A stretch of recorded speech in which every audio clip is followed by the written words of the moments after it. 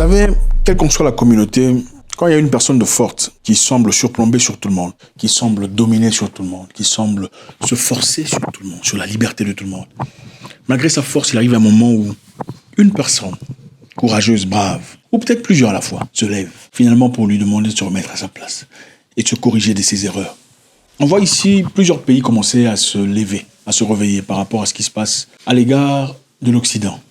Ici, on voit très clairement l'intervention de Fred Mbembe et de Alexander Vučić. Fred Mbembe, qui est président du Parti socialiste zambien, et Alexander Vučić, président de la Serbie. On va suivre très intelligemment pour pouvoir comprendre un peu tout à fait le monde dans lequel on vit. On vit dans un monde où il y a une loi pour certains et d'autres lois pour d'autres personnes. Et la loi, en réalité, la seule loi qui existe, c'est la loi du plus fort. Suivons très attentivement. 24 godine je prošlo. Kidali ste nam delove teritorije, ubili nam 79 dece, 2500 ljudi, i ne samo civila, već i vojnika i policajaca. Ko ste vi da nam ubijate vojnike i policajce koji su na svojoj teritoriji i u svojoj zemlji? Odakle vama pravo da ubijate naše vojnike i naše policajce? Ko vam je to pravo dao? Jeste li nas naučili pameti? Ja vam kažem, niste. Ponosni i prkosni srpski duh, lomili ste i nikada ga niste slomili i nikada ga nećete slomiti. Ici, on voit le discours du président serbe, Alexander Vučić, qui se plaint par rapport à l'intervention de l'OTAN à son pays il y a cela plusieurs années. L'Yougoslavie a été bombardée par l'OTAN, pour ceux qui ne savent pas.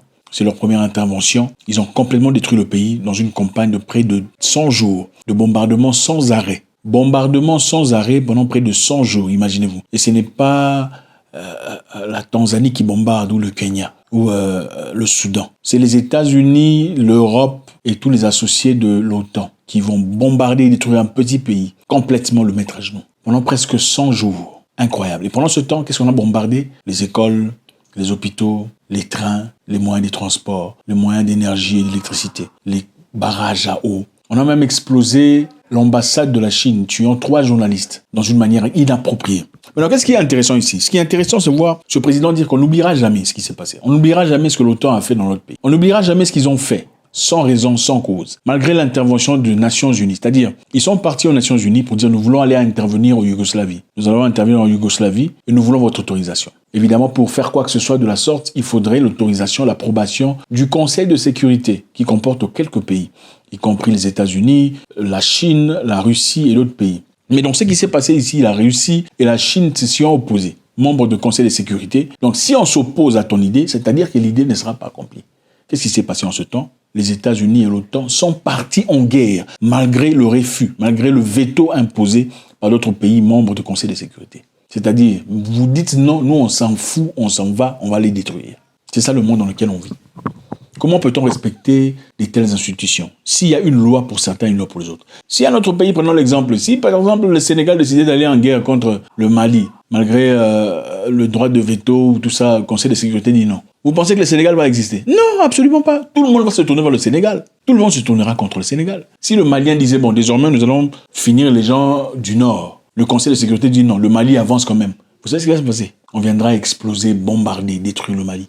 Exactement comme on l'a fait pour la Libye. Malgré qu'il n'y avait pas autorisation du Conseil de sécurité, ils sont quand même partis détruire la Libye. Prenons ainsi la vie de Mohamed Kadhafi. Alors, quelle était cette opération par l'OTAN à l'époque? L'Organisation du traité atlantique dans l'OTAN a mené une campagne de bombardement aérien contre la République fédérale de Yougoslavie pendant la guerre de Kosovo. Les frappes aériennes ont duré du 24 mars au 10 juin 1999. Les bombardements se sont poursuivis jusqu'à la conclusion d'un accord qui a conduit au retrait de forces armées yougoslaves du Kosovo et la création d'une mission de l'administration intérimaire des Nations Unies au Kosovo. Une mission qui maintient la paix des Nations Unies. Jusqu'à aujourd'hui, cette mission existe au Kosovo. Le bombardement s'est fait quand? En 1999. Jusqu'à aujourd'hui, en 2023. Ils ont emmené des hommes, ils sont toujours là sur place. Les pays de l'OTAN ont tenté d'obtenir une autorisation du Conseil de sécurité de l'ONU pour une action militaire, mais se sont heurtés à l'opposition de la Chine et de la Russie, qui ont indiqué qu'elles s'opposeraient et opposeraient leur veto en telle mesure. En conséquence, l'OTAN a lancé sa campagne sans l'approbation de l'ONU. Donc, sans l'accord de l'ONU, ils sont partis,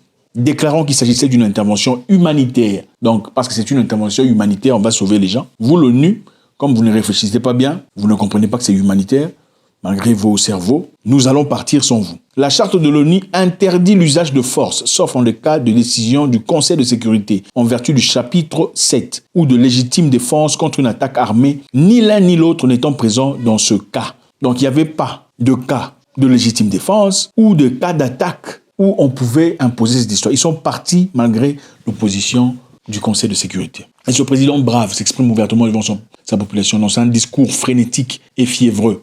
Il le dit, on n'oubliera jamais ce que l'OTAN a fait dans notre pays. On a détruit les ambassades, on a détruit les hôpitaux, on a détruit les humains, on a détruit les écoles, on a détruit notre infrastructure. Et la plupart des gens qui ont été touchés étaient une population civile. On n'oubliera jamais cette histoire. Donc pendant que vous vous levez et vous dites qu'il y a une démocratie qu'il faut respecter le droit des gens, le droit des pays, il faut respecter ce qui se passe, il faut respecter l'intégrité de l'Ukraine et les autres. Vous-même, vous n'appliquez pas les histoires que vous dites. Vous-même, vous êtes les premiers à aller faire des campagnes de destruction. Écoutons maintenant le président socialiste du parti zambien, Fred Mbumbe, s'exprimer ici. At the end of this month, there will be a conference in Lusaka or a summit in Lusaka, Zambia, my country, led by the United States. They have come to Southern Africa to teach us democracy. A country that was opposed to our liberation, a country that supported colonial regimes, the apartheid regime in South Africa, the white racist minority regime in Zimbabwe, now Rhodesia, now Zimbabwe, the Portuguese colonial governments in Mozambique, in Angola, in Guinea-Bissau, and Cape Verde. Today is coming to Africa to teach us about democracy. A country that has toppled so many governments in Africa, that has led so many coups in Africa and other parts of the world, a country that has killed so many of our leaders in Africa and other parts of the world, the killers of Patrice Lumumba, those who toppled Kwame Nkrumah, those who killed Nasser, those who killed Muammar Gaddafi, today are coming to teach us about democracy.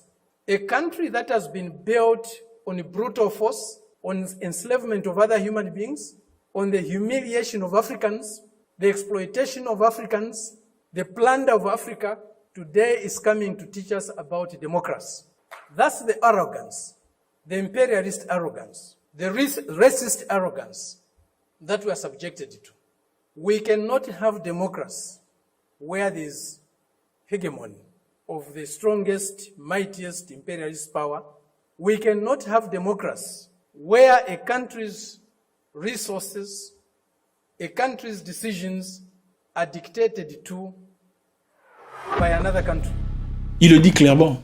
Vous ne pouvez pas nous prêcher votre démocratie. C'est quelle démocratie vous allez nous prêcher? Vous parlez d'autre chose, mais en réalité, vous faites autre chose. Votre démocratie s'applique seulement quand il s'agit des autres. Quand ce ne sont pas les intérêts de l'ONU, quand ce ne sont pas les intérêts de l'OTAN, ce n'est pas une démocratie. Mais quand ce sont les intérêts restreints de l'Europe et d'un certain groupe de personnes, alors là, on peut aller détruire au nom de la démocratie. Comme on l'a fait en Libye, comme on l'a fait en Irak, comme on l'a fait en Syrie, comme on l'a fait en Afghanistan, comme on l'a fait en Yougoslavie. Mais quand certaines personnes veulent défendre l'intégrité de leur territoire, quand certaines personnes veulent défendre leur sécurité, là c'est enfreindre aux droits humains des autres personnes. Je pense qu'il est important, on ne peut pas avoir une seule personne forte dans la salle, ça ne marche pas. Vous savez, il y a dans un pays en Afrique ici, quand les téléphones mobiles sont venus, il y avait un seul service provider, c'est-à-dire un seul service de télécommunication. Ce service de télécommunication a été très, très, très cher parce qu'il n'y avait que eux. Il n'y avait qu'avec eux qu'on pouvait faire des appels de téléphone. Leur service était extrêmement cher. Il a fallu qu'il y ait... En fait, juste le président a imposé à ce qu'il y ait des autres investisseurs.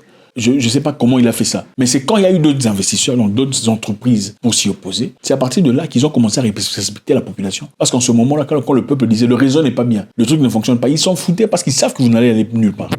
Vous savez nulle part où aller, nulle part pour intervenir. Mais c'est seulement avec la concurrence, une opposition forte, résistante, à la hauteur, qu'ils ont diminué leur prix, comprenant que si on se démerde pas à faire les choses correctement, ils partiront chez les opposants, chez la compétition. Et c'est ça, dans le monde, il faut y vivre. On ne peut pas vivre dans un monde unipolaire. Le monde doit être multipolaire. Le monde doit être multipolaire, où les gens peuvent s'exprimer ouvertement, sans nécessairement avoir peur d'être frappé par un grand frère qui attend que tu ouvres ta bouche, que tu dises non à ce qu'il passe. Vous savez, un peu dans les foyers africains, comme c'était dans le passé, le grand frère avait l'autorité de tout. Tu oses ouvrir ta bouche, toi là, tu vas aller accuser chez qui? Surtout quand les parents ne sont pas là. On ne peut pas vivre comme ça dans un monde adulte. Nous sommes des gens, on vient nous imposer tout ce qu'il y a comme culture, tout ce qu'il y a comme mentalité. En Ouganda, on vit récemment des choses incroyables, où on vient imposer le président de respecter le droit des papas, enfin bref, on ne va pas entrer là-bas.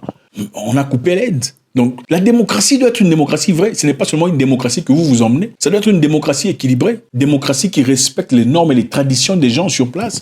On ne peut pas prendre une démocratie là-bas et sans convertir et venir vous placer ici, donc, espérant que ça marche. Ce n'est pas possible. C'est comme dire, OK, désormais, vous allez porter des chaussures, tout le monde portera numéro 9. Ça ne va pas marcher. Il y a des gens qui portent numéro 13. Ça ne peut pas marcher. Ça doit être adapté à la société, adapté à la tradition.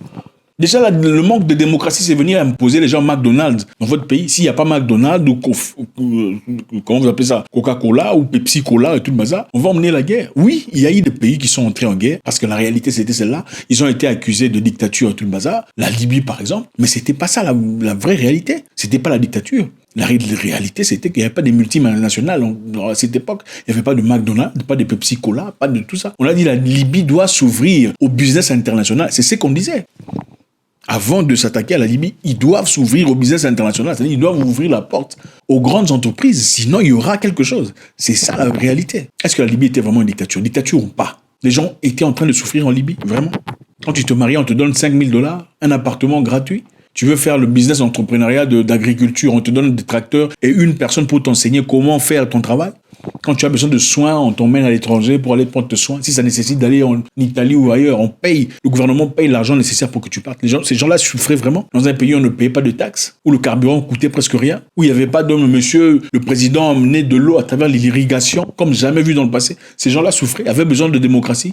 C'est quoi la démocratie? Si la démocratie comporte la destruction massive des immeubles, la destruction des infrastructures, la destruction de vie, est-ce que c'est important?